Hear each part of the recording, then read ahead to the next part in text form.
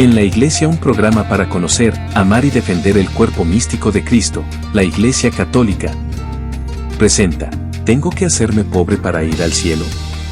¿Los ricos no irán al cielo?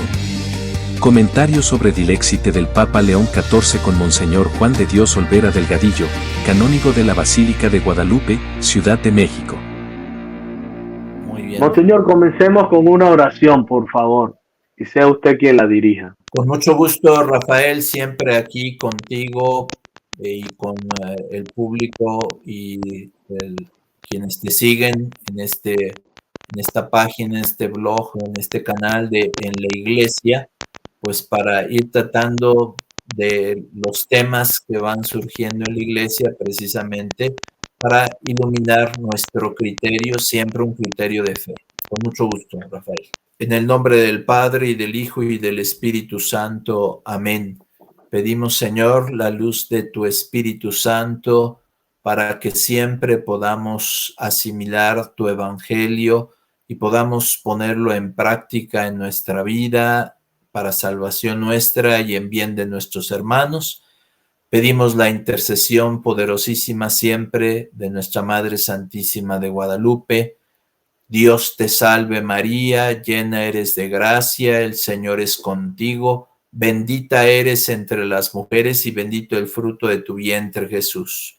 Santa María, Madre de Dios, ruega Señora por nosotros pecadores, ahora y en la hora de nuestra muerte. Amén. En el nombre del Padre, y del Hijo, y del Espíritu Santo. Amén. Y eternamente. Amén. Monseñor, finalmente, luego de una espera que yo creo que el mundo católico estábamos ansiosos de recibir un primer documento del Papa León XIV, pues el día 9 de octubre, como regalo para mí de cumpleaños, pues nos llegó Dilexite. Son muchas las opiniones que están rodando en las redes y en el mundo de la Iglesia Católica al respecto. En una primera aproximación, ¿cómo pudiéramos definir este documento que todos sabemos que ya lo había comenzado el Papa Francisco, pero que el Papa León con gran alegría lo asume y lo saca como su primer documento? ¿Cuál es la primera impresión que usted tiene? Bueno, lo primero es que hay que ver que había algunos antecedentes. Salió, me parece, un par de libros sobre su pensamiento, algún libro de entrevista, etcétera. Y esto es interesante señalarlo porque mucha gente piensa que porque sale el libro y ahí lee la opinión que tiene el Papa sobre algunos temas, sería una especie de magisterio, lo cual es absolutamente erróneo. Ninguno de esos libros se va a publicar en el Acta Apostolicae Sedis. No van a ser jamás un magisterio oficial. Entonces son de divulgación. Y ahí es algo un poquito extraño porque normalmente los papas hacen un tiempo para escribir su primera encíclica. De hecho, su primer discurso en su toma en su inicio solemne, no es toma de posesión, sino inicio solemne de su pontificado, hacen una homilía que muchas veces es llamada programática, abarca muchos temas o aquellos temas en los cuales va a poner énfasis ese papa. Y obviamente su primer documento suele ser una encíclica, como una enseñanza muy superior, de mucha autoridad, donde también va a señalar los puntos por los cuales él quiere ir conduciendo a la Iglesia, y por eso se llama un documento, una encíclica programática. En este caso no ha sido así, han salido estos dos libros como de entrevista, etcétera, y ahí hay que ver que obviamente no es magisterio de la Iglesia. Puede haber, estamos en la época de los medios de comunicación social, pero no es magisterio de la Iglesia. Y después surge este primer documento donde alguien podría decir que es la continuación de ese documento, lo dice ahí mismo el Papa León XIV, que continúa un documento que ya había pensado sacar el Papa Francisco. Pero a mí me parece en una lectura muy, muy rápida, muy superficial, que hay mucho del Papa León XIV. Y yo veo, me atrevería a decir, hay más del Papa León XIV que del Papa Francisco, aunque hay coincidencias, obviamente, pero sería estudiar un poquito el magisterio de ambos pontífices, pero a mí me parece un tanto novedoso, pero sí es como que hubiera sido de esperarse que fuera una encíclica. Al ser una exhortación apostólica, estamos diciendo precisamente que se trata de eso, es de una exhortación a continuar con la misma doctrina que ya tenemos, poniendo énfasis en algún aspecto, pero no tiene ese grado máximo doctrinal como puede tener una encíclica. De hecho, siempre una encíclica tiene un valor doctrinal superior a una exhortación apostólica, y esta es una exhortación apostólica, pero puede haber una carta apostólica, una constitución apostólica, una exhortación apostólica post-sinodal, etcétera, un motu propio, puede haber muchos documentos, pero en la escala siempre el documento superior es la encíclica, por eso siempre se espera una encíclica. Al ser esta una exhortación, obviamente su grado doctrinal es inferior y su nombre mismo lo indica, es como exhortarnos a continuar en un camino subrayando algunos aspectos. Me parece que es lo primero que tendríamos que decir, ¿verdad? El nombre, ahí dice que hace continuidad con el documento del Papa Francisco Dilexit Nos, que significa literalmente nos amó. Entendemos obviamente que es Jesús el que nos amó, y en el título es Dilexit Te, que literalmente significaría te amé o te he amado, inspirándose en una frase de Apocalipsis 3:9, ¿verdad? Pero es otro sentido, ¿verdad? Allá es Dilexit Nos, Él nos amó. Aquí también entendemos que es Jesús el que dice, te amé o te he amado, ¿verdad?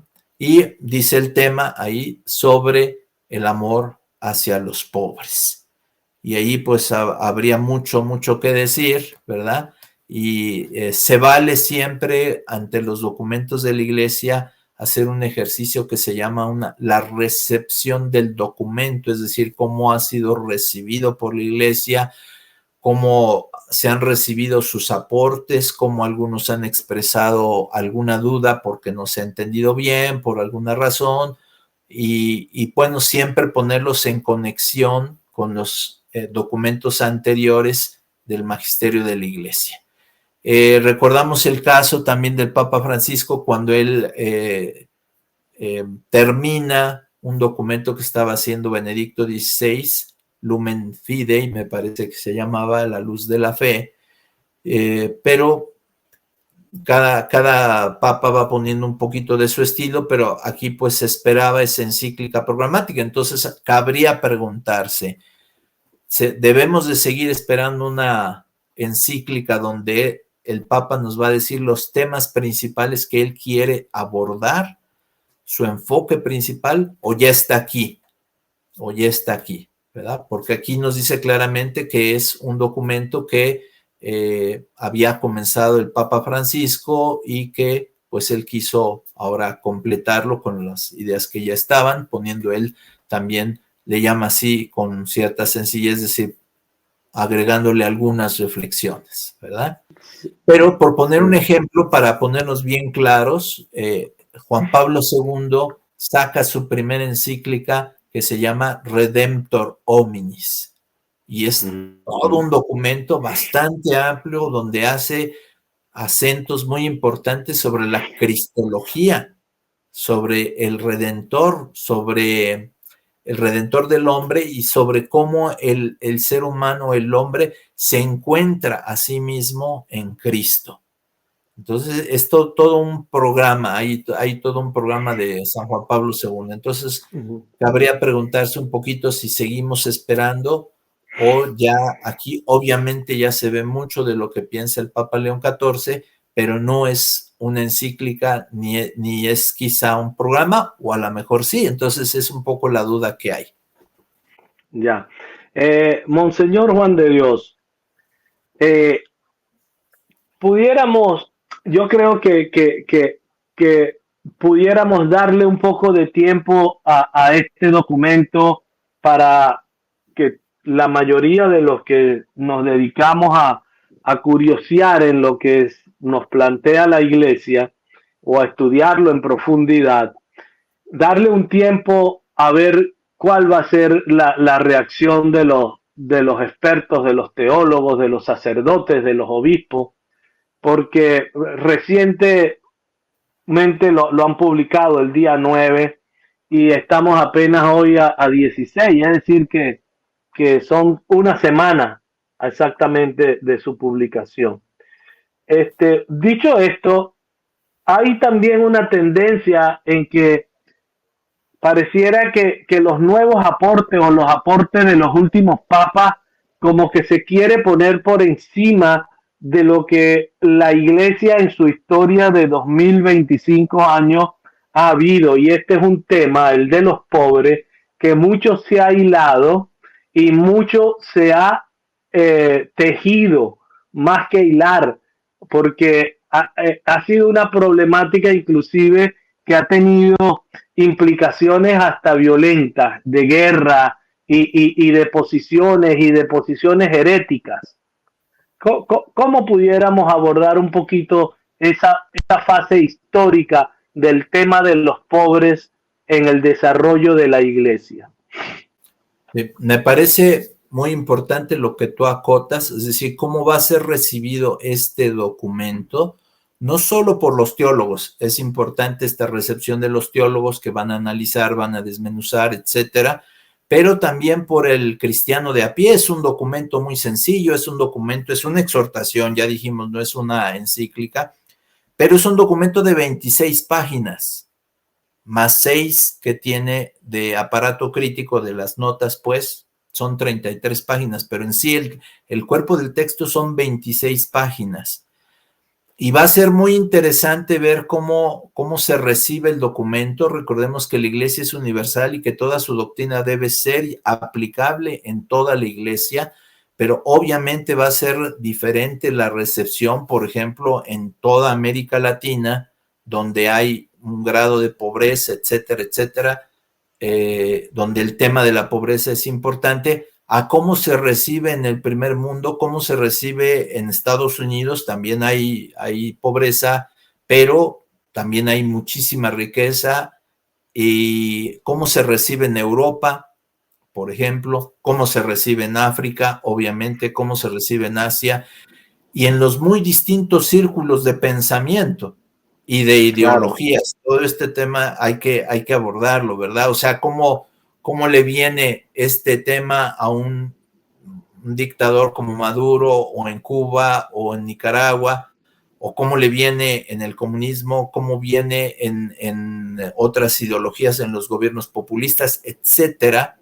Entonces, creo que va a causar polémica, aparte del mundo teológico, ¿verdad? Y entonces allí tendría que estar la Iglesia muy lista para explicar correctamente cuál es la postura de la Iglesia, porque el tema de los pobres fue el tema central en la teología de la liberación. En América Latina venimos caminando con el tema de la teología de la liberación durante 40 años, y me dio todo el pontificado desde Medellín en el año 68, y después viene pronto el pontificado de Juan Pablo II, ¿verdad?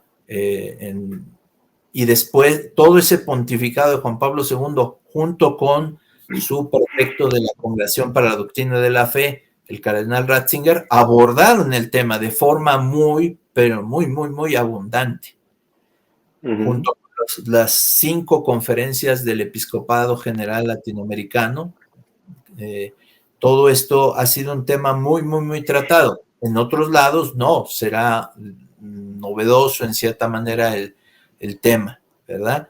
Pero sí es muy importante ubicarlo, el tema, en teológicamente está todo el magisterio de Juan Pablo II, comenzando por ahí, por la Asamblea de Puebla, la tercera conferencia general del episcopado latinoamericano, siguiendo después por Santo Domingo en el 92, después por Aparecida en el 2007, etcétera.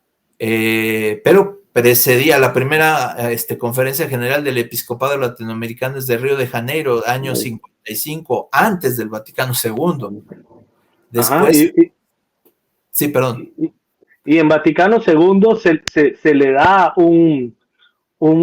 hay un tema que ahí queda claramente especificado, y es que la salvación no viene o no tiene como requisito sine qua non la pobreza, sino la caridad, el amor, la virtud de la caridad. Sí, esto es parte del magisterio de la iglesia, sí. Ahora, Monseñor, tengo entendido que en su historia, en su historial o en su background, dirían, por estas tierras, profesional, usted ha sido profesor en universidades pontificias y una materia a la que se dedicó fue la de la teología de la liberación.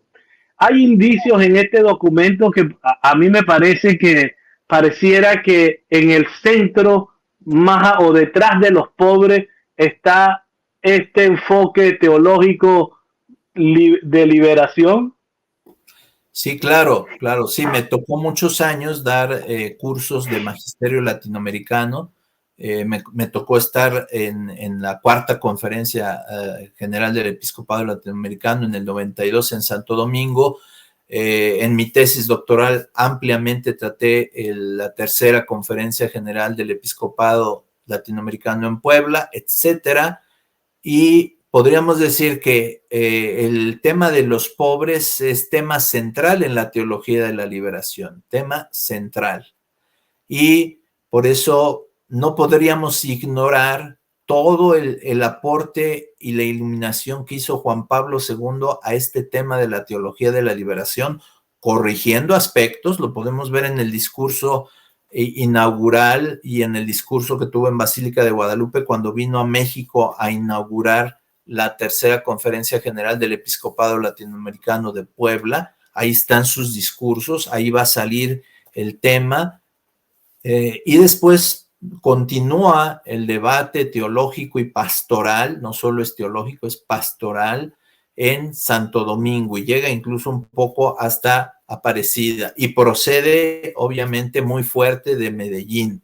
Entonces, teológicamente hay todo un bagaje teológico y de reflexión en América Latina, pero también en San Juan Pablo II, y Benedicto XVI tuvo como respuesta a los aspectos negativos, pero también positivos de la teología de la liberación, dos instrucciones que escribió en el 84 y en el 86 sobre la teología de la liberación. En el 84, este documento Libertatis Nuncius, sobre algunos aspectos de la teología de la liberación, de 1984, donde va a decir que existen diversas corrientes de la teología de la liberación y que algunos pueden ser compatibles con el magisterio, pero otros son incompatibles. Eso lo va a denunciar el cardenal Ratzinger, y qué aspectos concretamente, como por ejemplo el análisis marxista y la lucha de clases, todo eso va a quedar excluido también en Juan Pablo II. Y después en el 86 se completa esta instrucción con otra instrucción llamada Libertatis Conscientia en el 86. Entonces hay un bagaje teológico al cual hay que acudir para poder entender el tema de los pobres. No podríamos decir con el solo documento y la lectura del documento ya entendimos cuál es la postura de la Iglesia al respecto. No.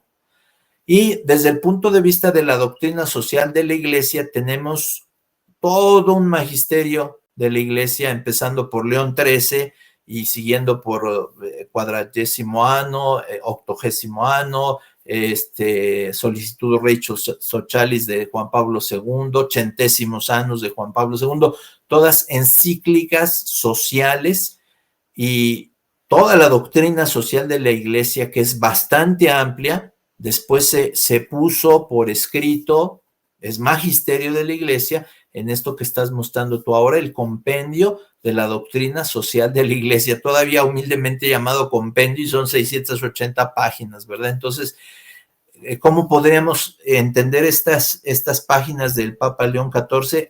Necesariamente en referencia a esta doctrina social de la Iglesia y a se llama compendio, ¿verdad? Pero es bastante amplia la doctrina social de la Iglesia. Entonces, el tema de los pobres ya fue pero muy analizado teológicamente por la Iglesia, por el magisterio, por la teología.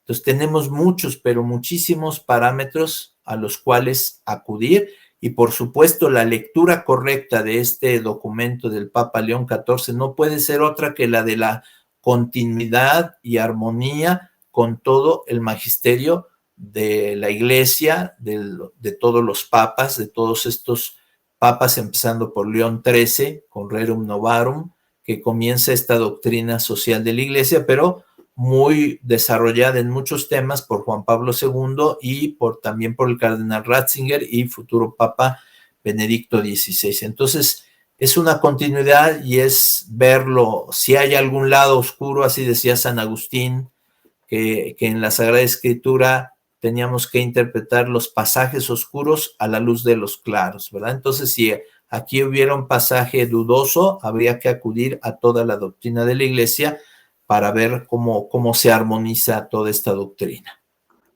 En ese sentido, Monseñor, me gustaría que por favor le explicase a la audiencia cómo responder ante una tendencia que hay. Yo no puedo sino expresar lo que noto en el medio en que me desenvuelvo, y es que se cree que los documentos de los papas contemporáneos, es decir, los que en este momento León XIV, pareciera que deja de lado o se sobrepone a la continuidad a la que tanto llamó Ratzinger y el Papa Benedicto XVI y muchos otros papas, y ese es el magisterio de la Iglesia.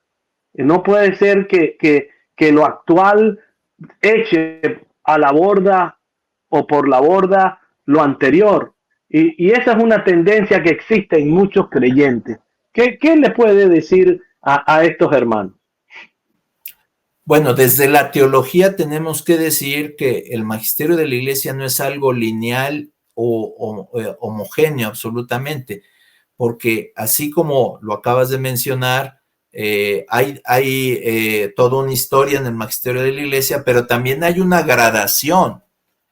Un concilio, un dogma, una definición está por encima de en este caso, una exhortación apostólica o un discurso, etcétera, por la calidad doctrinal, la cualificación teológica, se dice.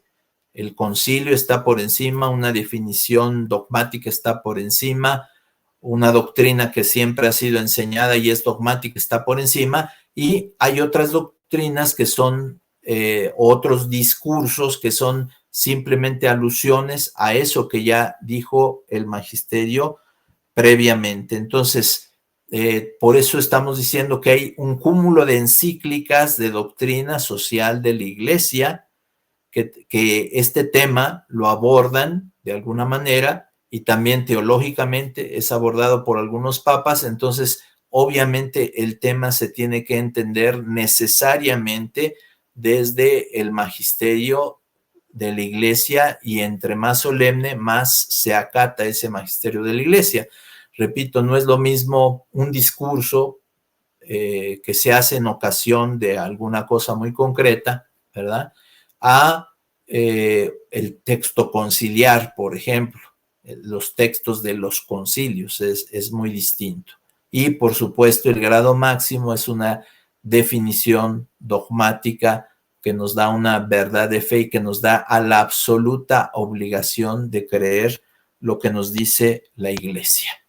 No sé si más o menos le responde. Sí, lo que yo agregaría, ninguno de esta escala jerárquica dentro del magisterio puede estar por encima de la palabra, el verbo por supuesto encarnado.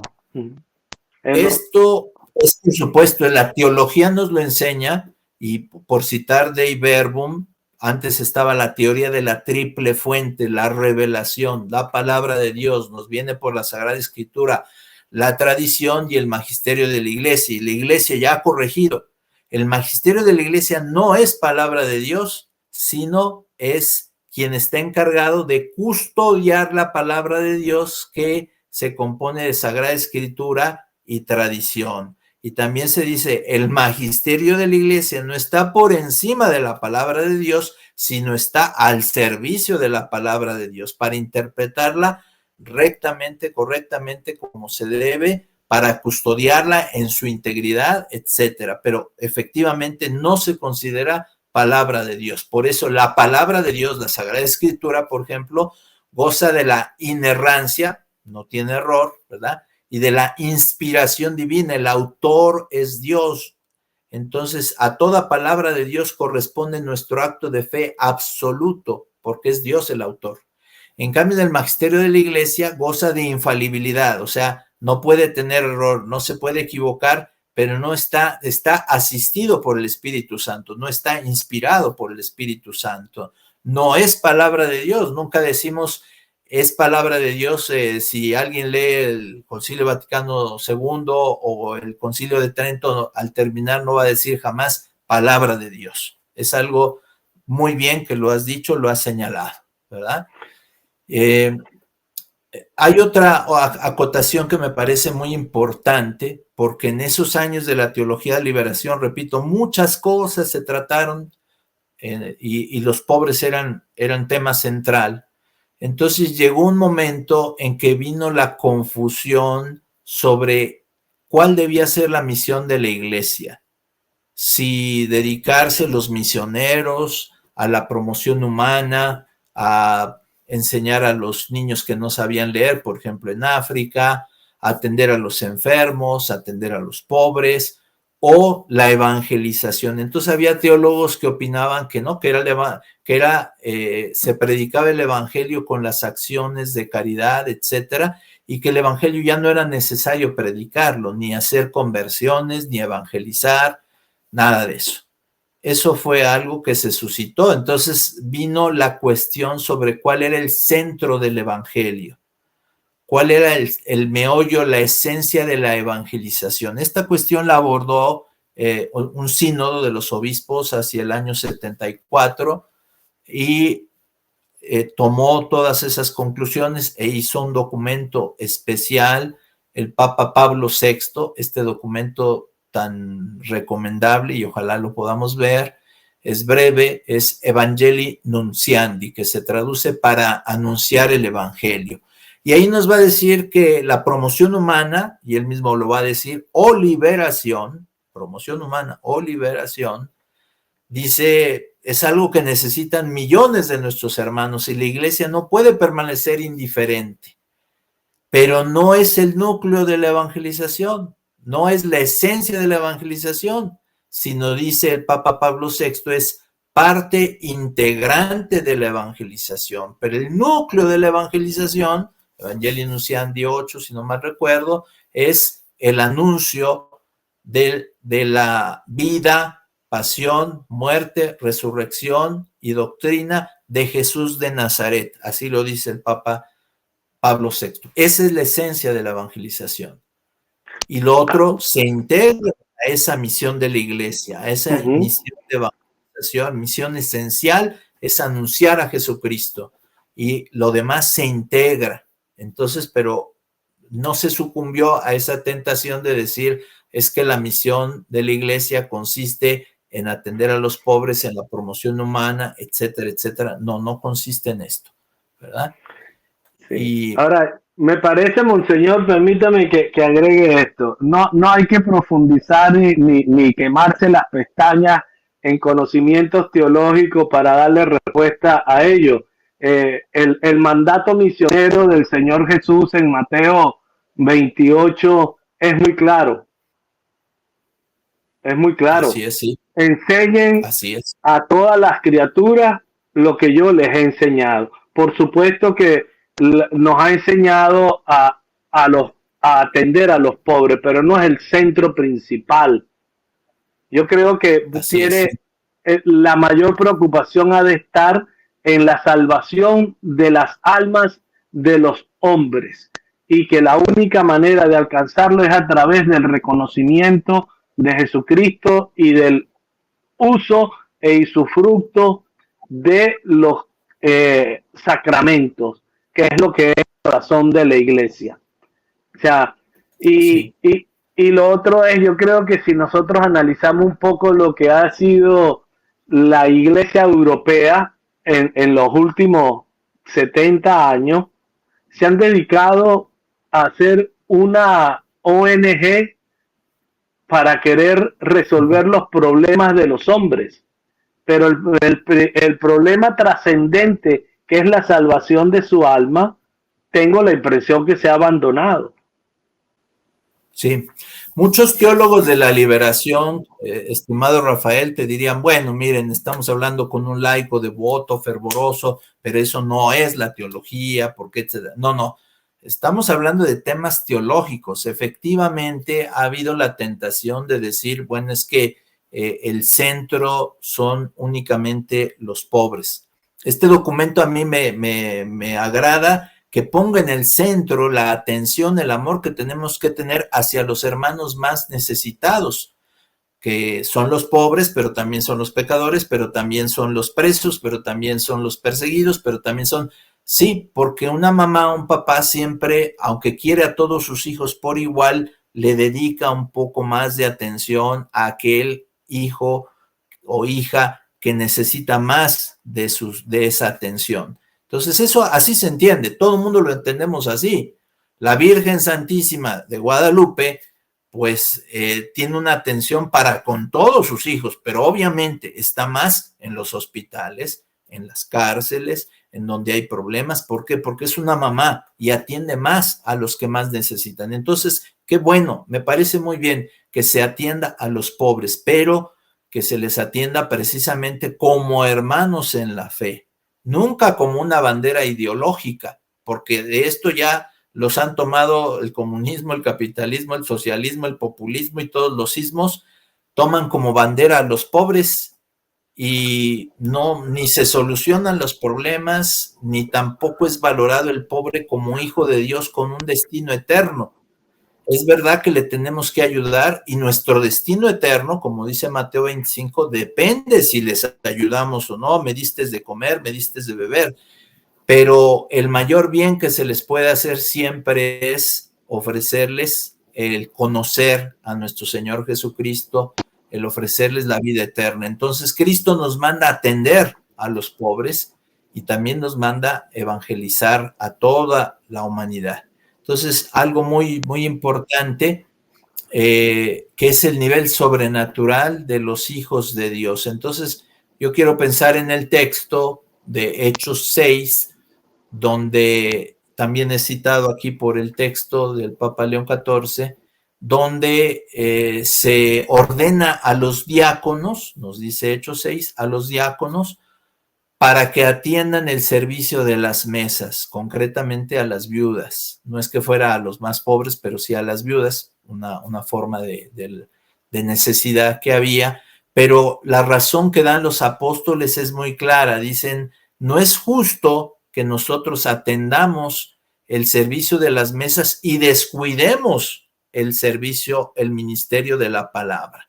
O traducido, a nosotros, apóstol quiere decir enviado, a nosotros apóstoles, Cristo nos envió, es lo que tú decías ahora en el mandato misionero, nos envió a predicar el evangelio y el servicio a las mesas, que bueno, es consecuencia de este anuncio, pero lo van a realizar personas específicas como son los diáconos. Y ellos dicen, nosotros nos dedicaremos al ministerio de la palabra, que podemos decir el ministerio de la salvación. Por eso comento que todos estos temas han sido objeto de gran reflexión en la iglesia, y tú decías también de violencia, es verdad. Si nos vamos a la América Latina de los años fines de los 60 y todos los 70, tenemos el caso de Monseñor Romero, se da en ese contexto de violencia. La revolución sandinista se da en ese contexto, y otras cosas se dan en ese contexto no resuelto de decir, bueno, ¿cuál debe ser la misión de la iglesia concretamente?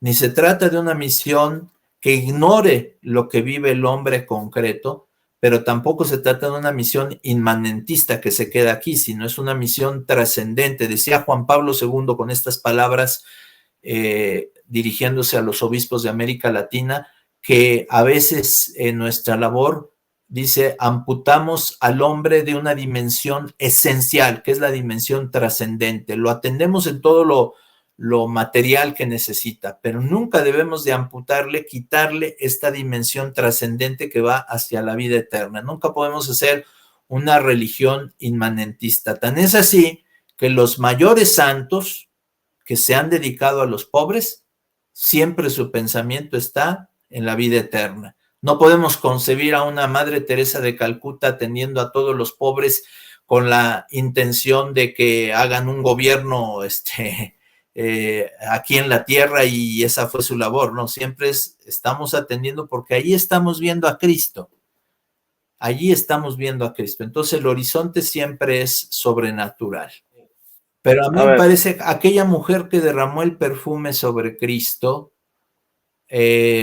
lo hizo con un espíritu de fe, lo estaba haciendo no sobre un pobre cualquiera, lo estaba haciendo sobre el Hijo de Dios, sobre el Redentor. Entonces esto inspira la fe. Nos puede venir la tentación que le venía a Judas, una visión horizontalista, una visión de decir, él robaba, o sea, se dejaba llevar por lo material, pero el pretexto era los pobres. Entonces, no podemos imitar a Judas, tomar como pretexto a los pobres y quedarnos en un horizonte meramente material. Lo que queremos es elevarnos en la fe y ver al pobre, ver en el pobre a Cristo. No puede ser al revés, ¿eh? No podemos decir, bueno, sí, no podemos decir por la mera pobreza yo voy a evangelizar a otros o a mí mismo, etcétera. No, es la fe, es descubrir al Hijo de Dios, como lo hizo Zaqueo, descubrió al Hijo de Dios y Jesús dijo, hoy ha llegado la salvación a esta casa porque también él es Hijo de Dios, ¿verdad? Y se expresó la conversión de Zaqueo en decir, si he defraudado a alguien, si a alguien le he robado, le daré 4 veces más, y la mitad de mis bienes la daré a los pobres, etcétera. Pero el horizonte es siempre trascendente, es siempre de vida eterna. Y esa mujer hizo un acto sobrenatural a tal grado que Cristo dice, donde se predique el evangelio va a ser recordado el gesto que hizo esta mujer. ¿Y cuál fue el gesto? Derramó ese perfume en la persona, dice, porque lo tenía preparado para mi sepultura. ¿Qué quiere decir eso? Para el misterio de la redención, es el Redentor. No es el simple gesto hacia un pobre, nada más, que ya es siempre el gesto hacia un pobre es loable porque Cristo nos lo pide, porque Dios nos lo pide, pero no es en sí mismo lo que nos salva es la fe en Cristo. El gesto de absoluta pobreza de Cristo, de despojarse de su divinidad, venir a nosotros, morir por nuestros pecados para salvarnos, y una salvación eterna. Entonces, hay muchos aspectos que habría que considerar en esto, pero sobre todo también muy importante que no se piense que las carencias en sí mismas son lo que la iglesia busca. La iglesia busca, y lo decía Pablo VI, y también toda la teología de la liberación, decía liberar de las opresiones liberación para hacer crecer como hijos de Dios, para lograr una sociedad más cristiana, más fraterna, más donde se viva realmente el reino de Dios. Entonces, hay muchas preguntas que flotan porque alguien puede decir, bueno, y entonces yo necesariamente tendría que volverme pobre para ser de esos bienaventurados. Recordemos que Jesús dijo, bienaventurados los pobres de espíritu.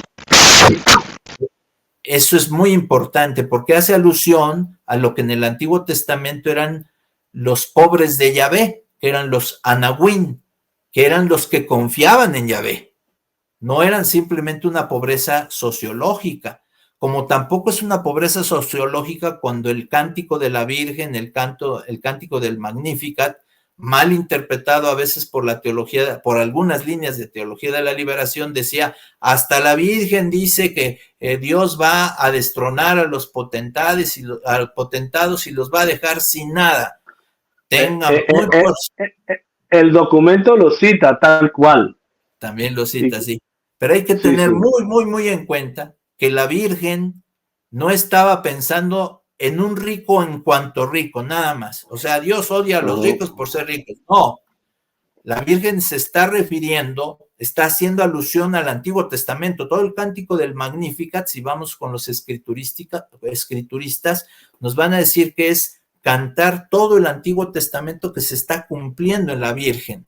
¿Y cuál era el sentido en el Antiguo Testamento cuando Dios desposeía a los ricos y daba riqueza a los pobres? Precisamente cuando el rico era pecador y cometía injusticias con su hermano. Entonces a ellos los desposeía el Dios justo, ¿verdad? Pero no era por ser ricos simplemente, ni tampoco somos bienaventurados por sociológicamente ser pobres nada más, ¿verdad? Obviamente, hay que decirlo, la pobreza te obliga en cierta manera, buenamente, y es algo bonito, ¿verdad? Que te obliga a confiar más en Dios, porque ahora sí, como la enfermedad igual te obliga a confiar más en Dios.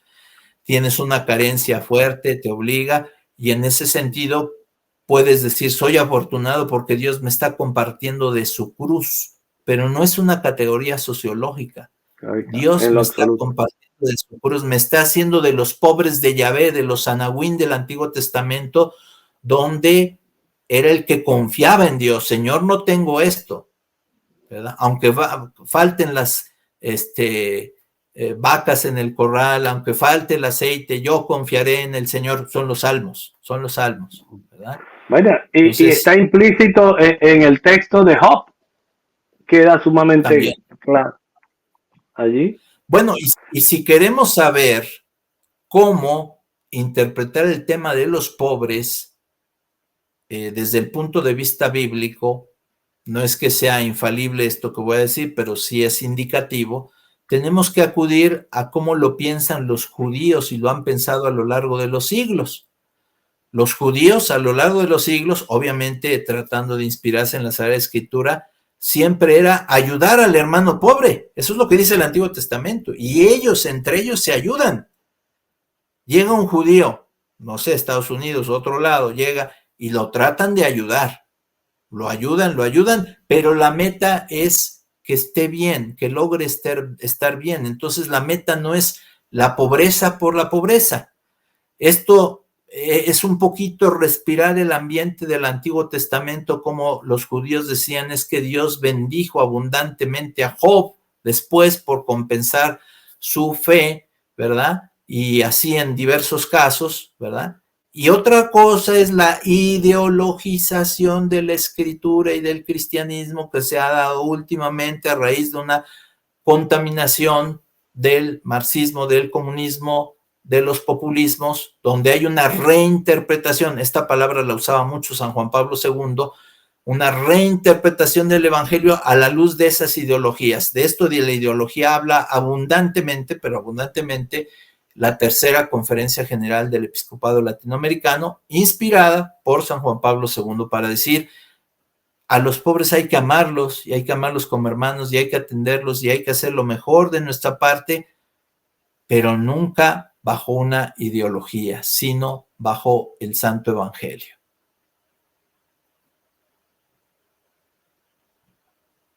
Perdón.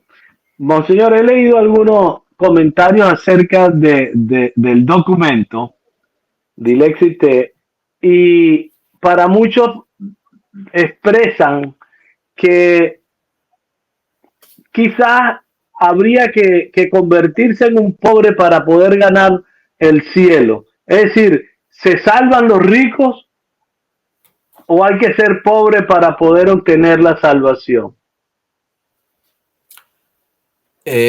Otra vez, si lo catalogamos una categoría meramente sociológica, no es así como procede en el Evangelio. En el Evangelio, cuando Jesús dice qué difícil es que los ricos lleguen al reino de Dios, se refiere cuando estás apegado en tus riquezas y has puesto toda tu esperanza, toda tu confianza en esas riquezas y te has olvidado de Dios, te has olvidado del hermano, te has olvidado de las obras de caridad, te has olvidado de todo, pues ahí obviamente estás fuera del reino de Dios.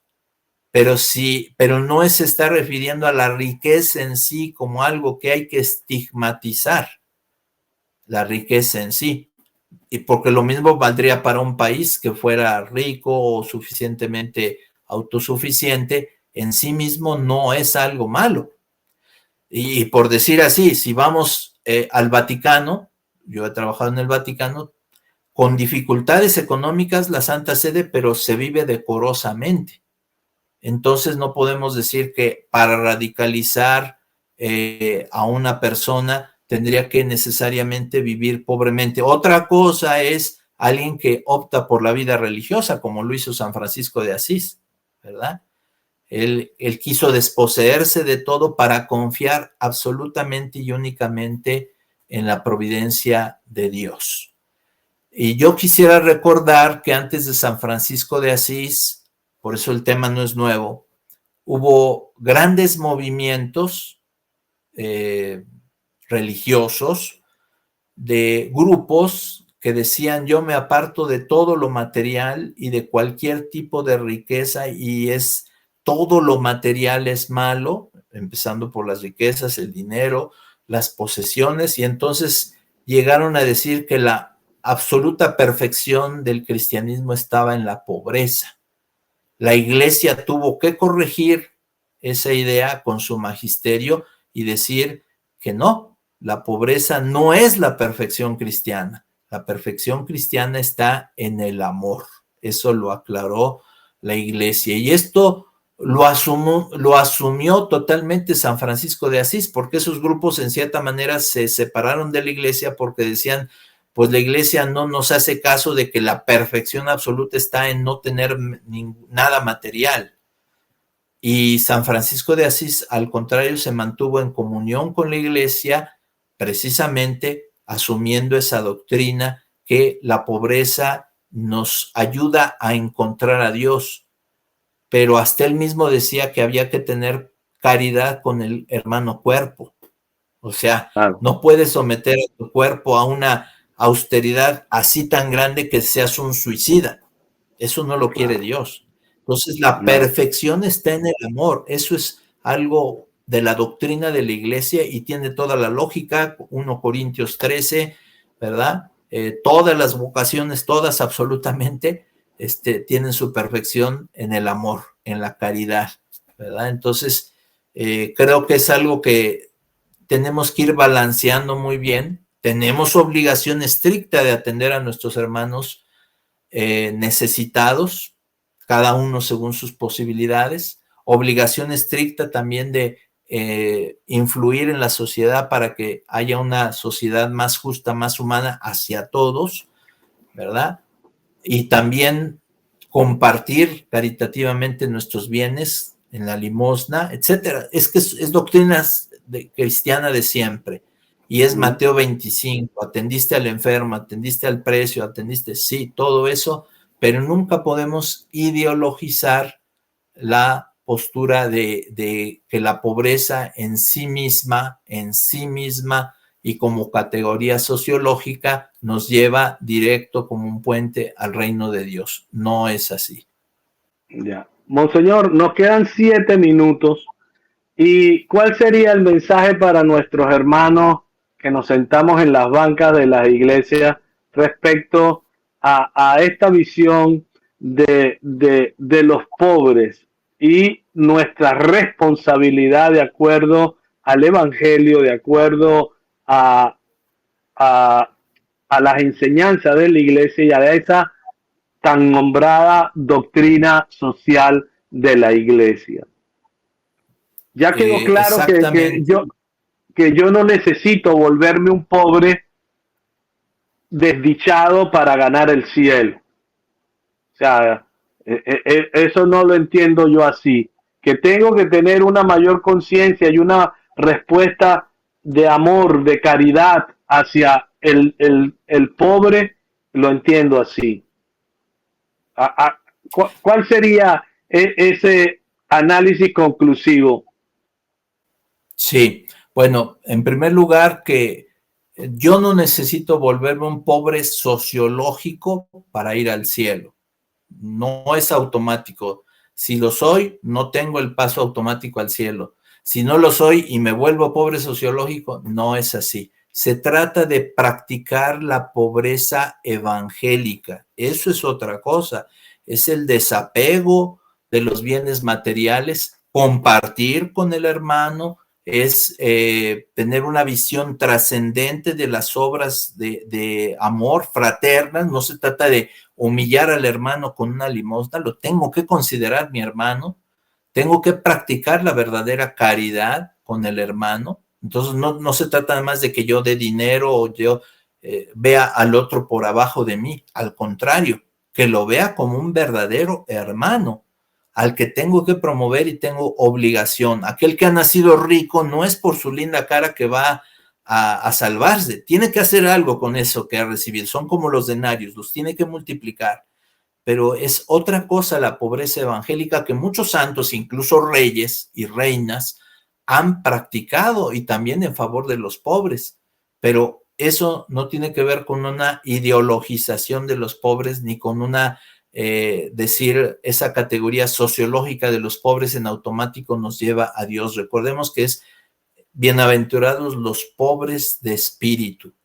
Por supuesto, la pobreza y las carencias y la enfermedad y los sufrimientos te pueden servir para acercarte a Cristo, y en ese sentido podrías a veces bendecir tu propia pobreza o tu enfermedad o tu cruz porque te acerca a Cristo, pero no son, nuevamente decimos, categorías sociológicas. Entonces, ¿qué es lo que debemos de hacer? La pobreza evangélica, el desapego de los bienes materiales, saber que mañana me voy, que ya no estoy aquí, que no tengo nada de esto, agradecer lo que tengo, proveer a mi familia y procurar a los pobres también, pero si yo puedo, si soy gobierno, si soy político, si soy intelectual, procurar incluso su promoción, es decir, que realmente estructuralmente también ellos puedan tener una mejor vida, pero nunca sin dejar de anunciar a Cristo, nunca sin dejar de anunciar la redención de Cristo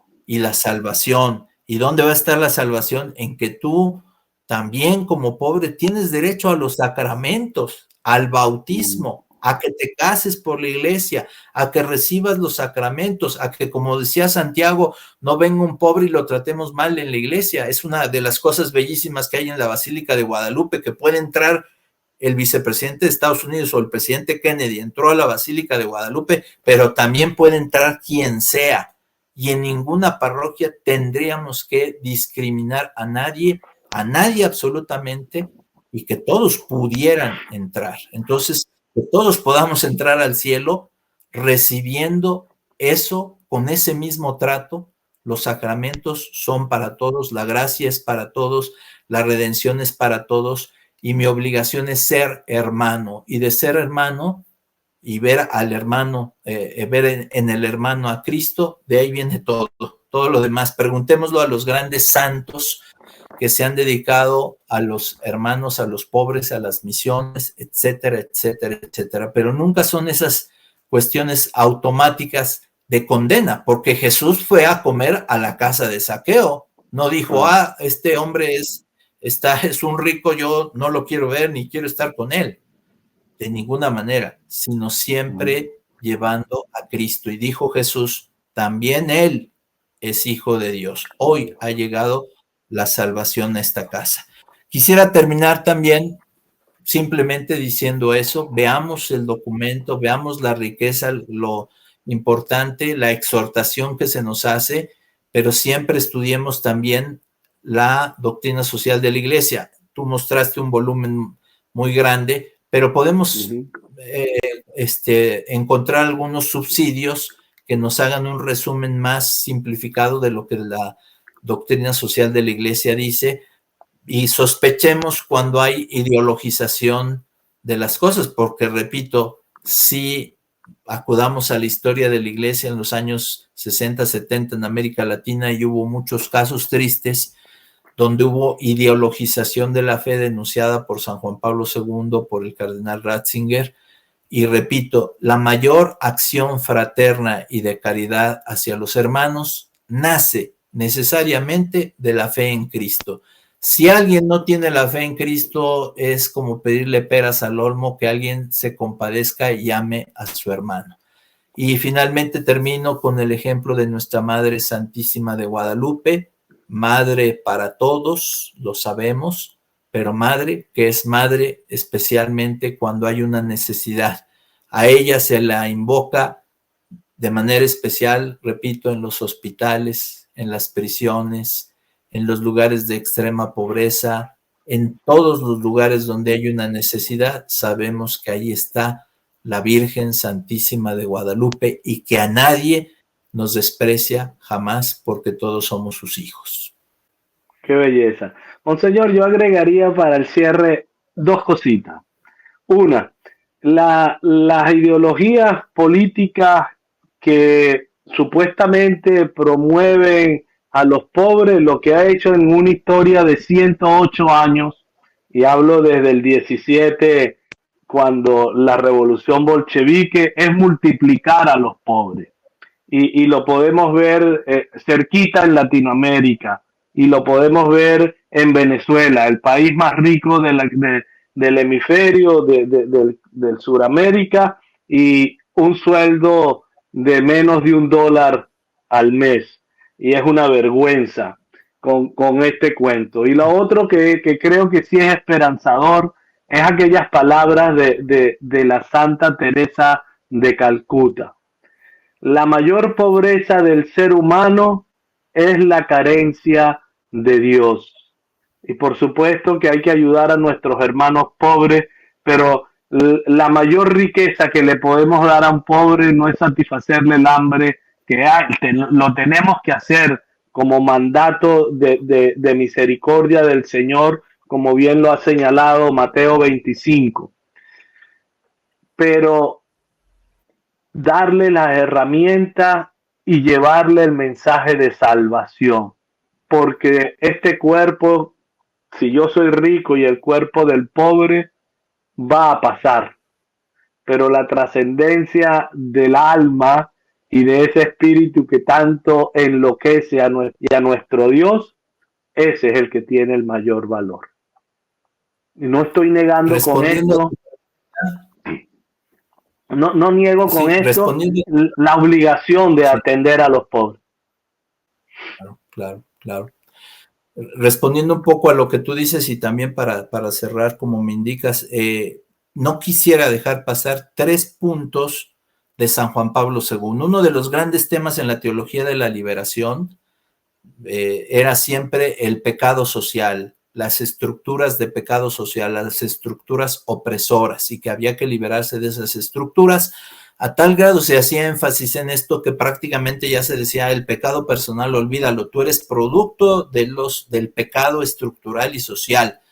Y San Juan Pablo II, en Reconciliatio et Penitencia, este documento sobre la reconciliación, viene a decir: el pecado social es verdad, el pecado de las estructuras sociales es verdad, pero todos esos pecados son una abstracción de pecados individuales. El verdadero pecado en sentido estricto reside en la persona, y si la persona no se reconcilia con Dios, no se encuentra con Dios, no pide perdón a Dios, Ahí viene la segunda enseñanza. O sea, es necesario confesarse, decía San Juan Pablo II, es necesaria la gracia, es necesaria la fe, porque si no, eso no se acaba nunca. Viene la segunda enseñanza de San Juan Pablo II y está en el documento de Puebla, ahí está por escrito. Decía San Juan Pablo II, nunca hay que ideologizar la fe, a los pobres los atendemos no por ideologías, no por comunismo, socialismo, no por capitalismo, no por ninguna ideología. Y él llegó a señalar como la tercera vía, cuando alguien decía izquierda, derecha, decía, hay una tercera vía que es la del evangelio.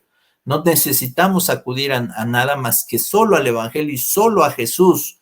En tiempos de Jesús no había ni capitalismo ni comunismo, sino él predicaba el amor, ¿verdad? Y finalmente, y esto es muy importante, decía San Juan Pablo II, y fue profético absolutamente, lo dijo, que cuando ideologizamos y dividimos entre opresores y oprimidos en una lucha de clases, decía él, el ser humano, si no es evangelizado, si no tiene el evangelio, de oprimido pasa a ser opresor.